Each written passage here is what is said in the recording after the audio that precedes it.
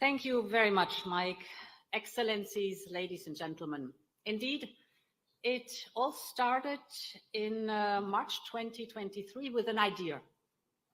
It was the idea, or rather the vision together with the International Energy Agency, of a global movement that would help us stay within the 1.5 degrees Celsius and push the clean energy transition forward. So we proposed global targets to triple renewables and to double energy savings by 2030. We wanted quantifiable targets because only what it measures gets done.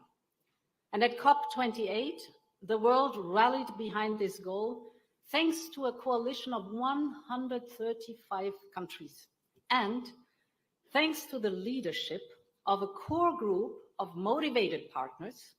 I'm very happy to see many of them here today. Dear Sultan Al Jaber as COP28 President, dear President Ruto, dear Prime Minister Motley. Together, we succeeded in turning the idea into a common goal, and I really thank you for the excellent cooperation that was out there.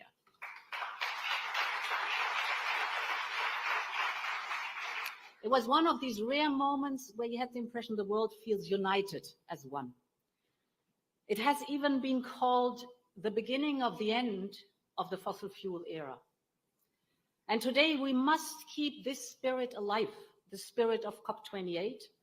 And for this, we must double down on implementation collectively to reach these targets. I see 4 areas of action.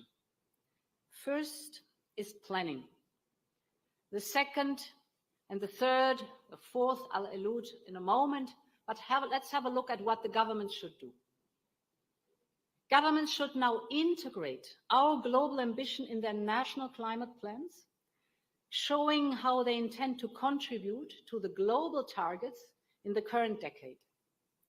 And that's what we're doing now in the European Union. We raised our renewable energy target for 2030 to more than 42% of our mix, and we're getting there.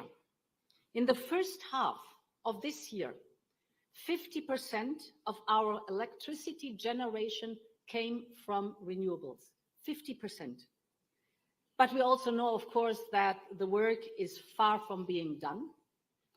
And this leads me to my second point. We need to improve the business environment. We must create the right incentives and conditions for clean energy tech to thrive. And we all know what is needed in Europe and what is needed globally. First, a solid regulatory framework so that investments are safe and secure. Second, state-of-the-art infrastructure and faster permitting procedures. The permitting procedures are too slow. We have to get fast on that one. Third, lead markets that create demand for sustainable products, services, and technologies. And finally, we need the right skills to match the demand. So we must work on all these priorities at once. This is what I have set to do with my new commission, now with a new mandate from 2024 to 2029. And we are ready to work on this with our international partners. My third point is on access and supply of critical raw materials. Working towards our targets will increase the demand for these minerals. And we must make sure that sourcing and mining are done in a way that benefits all in a sustainable way. And this is why the Secretary General's panel on critical energy transition minerals has my full support. As co-chairs of the panel, we will continue working for robust supply chains, diversified supply chains that are transparent, sustainable, and fair throughout. And my final point is on investments. The clean energy transition requires massive investments everywhere in the world. And this is especially true of countries and regions where there is a lack of affordable energy and capital. And where costs are so high, that it is an obstacle to electrification. Yes, we need public finance. It will play a crucial role in pushing the clean energy transition forward. Europe will keep doing its fair share. In 2022, with our global engagement investment strategy, Team Europe mobilized 28 billion euros in public funding to support emerging countries in reducing emissions and adapt to climate change. We do not only provide grants, we also use European public funds to de-risk investments and have a multiplier effect. Because it is very clear that public funding won't be enough to achieve our global goals. We need to start aligning all global financial flows with the Paris Agreement. And this means mobilizing private capital too. And we can help in doing that. Because when we, as governments or international organizations, set global targets for renewables, we also set the future course for business as well. It's the clear direction of travel. When we develop de-risking instruments, we strengthen the business case for clean investments. And when we give public support to breakthrough innovation, we facilitate their uptake in the market. And I'm sure that representatives of the private sector are also ready to embark on this journey. So my basic call is, let's gear up towards COP29. It will be the place and the time to showcase new products, new projects that support our targets, show the ambition. Let us fill the global pledges with life. I thank you for your attention.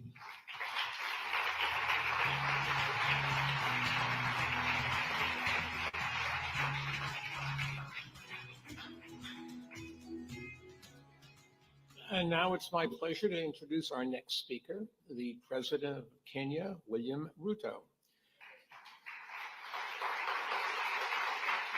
As president of one of Africa's largest economies, his leadership is critical, and he has been one of the world's strongest voices for action on climate change. Last year, he hosted the inaugural Africa Climate Summit, where a total of $23 billion was committed towards projects to stem climate change across the continent. At COP28, he announced an ambitious initiative to speed up clean energy investment in Africa and to cut emissions from heavy industries. Kenya, you should know, already has one of the world's cleanest electrical grids, and President Ruto has pledged to achieve 100% clean energy by 2030. And that sets an example, a great example for countries across Africa and around the world. So I want to thank him for all his leadership, and we are honored to have him with us today. Please join me in welcoming President Ruto.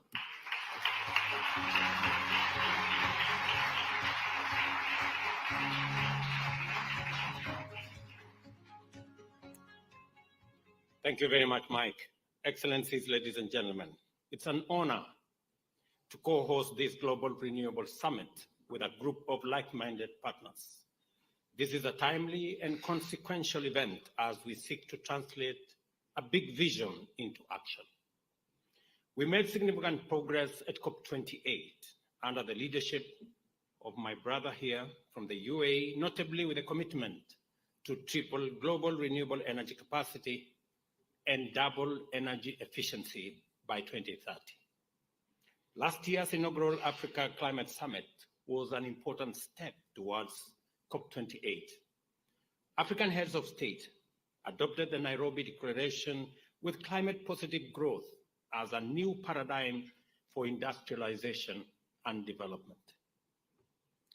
A key pillar of this future is Africa's vast and underutilized renewable energy resources. In this room, we know the reality of a global disparity in energy access. Nearly 600 million Africans lack access to electricity, while another 1 billion are without clean cooking options. In sub-Saharan Africa, annual energy access gains of around 30 million people barely keep pace with a population growth of 28 million people each year. So you balance the number of people that are coming into the space with those that are getting electricity, it means we are running on a treadmill. This trend imperils progress across the entire Sustainable Development Goals on agenda and also imperils our Paris Agreement goals. This week, we adopted the Pact of the Future to improve our world. It requires our commitment to implement and realize the ambitions of the Pact. We will continue to push for a course correction of the global financial and investment gaps and the unfair financial systems. Africa receives less than 2%. Sometimes it's say 3% of global investment in renewable energy, despite being home to 60% of the world's best solar opportunities. Last year, the continent added less than 3 gigawatts of renewable energy, while the world saw a record addition of nearly 500 gigawatts. So, 3 gigawatts with a potential of 60%. That tells you the disparity. Africa must pursue industrialization and economic growth to tackle the crippling energy poverty. Although the continent is resource-rich, unreliable or expensive energy limits our ability to harness these resources for development. High capital costs and economies of scale mean that investors require secure offtake agreements as a mechanism of de-risking their investment. Establishing anchor industrial demand driven by energy-intensive industries is crucial for securing these investments. We have a significant opportunity as the world to seek and expand and diversify value chains, particularly for energy transition. However, not all industrial development is beneficial. Historically, exploitation of Africa's resources has not yielded benefits for its people. We must avoid repeating these mistakes of the past. And that is why we have made a decision as African heads of state to re-engineer the Africa Union. I have been mandated by my colleagues to reform the institutions of the Africa Union so that we can make it fit for purpose, give ourselves voice, and do the right things to attract investment in spaces that are important, as in climate action. This is why I am also driving the Africa Green Industrialization Initiative, which we launched at COP28, and now advancing with a group of global leaders this week. Expanding energy is critical for Africa Green Industrialization Initiative's agenda. Next month, together with IRENA, we are hosting the first accelerated partnership for renewables in Africa. That forum in Nairobi, and we look forward to hosting many of you. Ladies and gentlemen, as we continue our discussion on mobilizing finance, it is also important that we keep this approach in mind and focus on both supply of and demand for renewable energy at the forefront. By doing so, we can unlock ideas, partnerships, and approaches expanding our range of solutions. With Africa's unmatched climate competitiveness, we can offer global solutions that grow our economies, create jobs, and dignified livelihoods. We can generate healthy financial returns. Let me repeat that. We can generate healthy financial returns. I know there are people here listening. But we need systems and tools that truly work for Africa and by extension for the world. The world has the means and technologies needed to achieve the tripling goal by 2030. But there are numerous pathways to reach this target. Without a deliberate, a disciplined, and honest approach, the development divide may widen. The power of choice is in our hands, literally and figuratively. Let's wield it wisely and make it count. I thank you.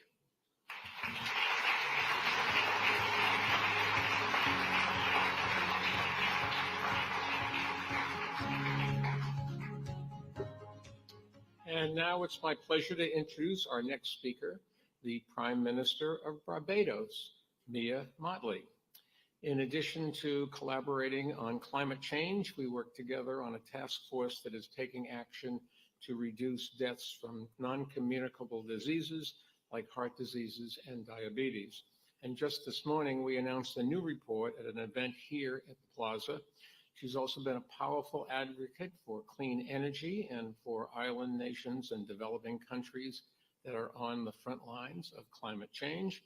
Through the Bridgetown Initiative, she has pushed for reforms to development banks to help fill the financial gaps in developing countries.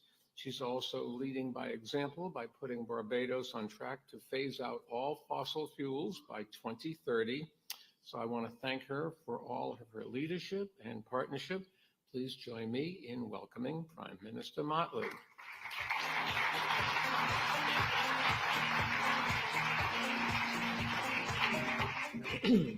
Thank you very much, Mike. To my dear brother, President Ruto, President von der Leyen, Sultan Al-Jaber, our new president of COP29, let me say how pleased I am to be here to speak this morning on this Global Renewables Summit. But I'm going to ask us to pause a minute because at the same time that we are speeding towards this target, we have the reality of a doubling of fossil fuel subsidies. And at the same time, those fossil fuel subsidies are 10 times that which exists for renewable energy. Equally, in small states, we face the reality that the cost of renewable energy supplying electricity to our citizens will probably be higher than the traditional use of fossil fuels. It therefore means that we need to have some difficult conversations that really ought now to be put on the table. We have a deficit in terms of capacity, particularly as it relates to regulation. Ursula, one of the things that you insisted on in your speech was that the regulatory framework is critical to our being able to reach the target. Permitting is critical. But most small states don't have the level of skills necessary to create that regulatory framework easily.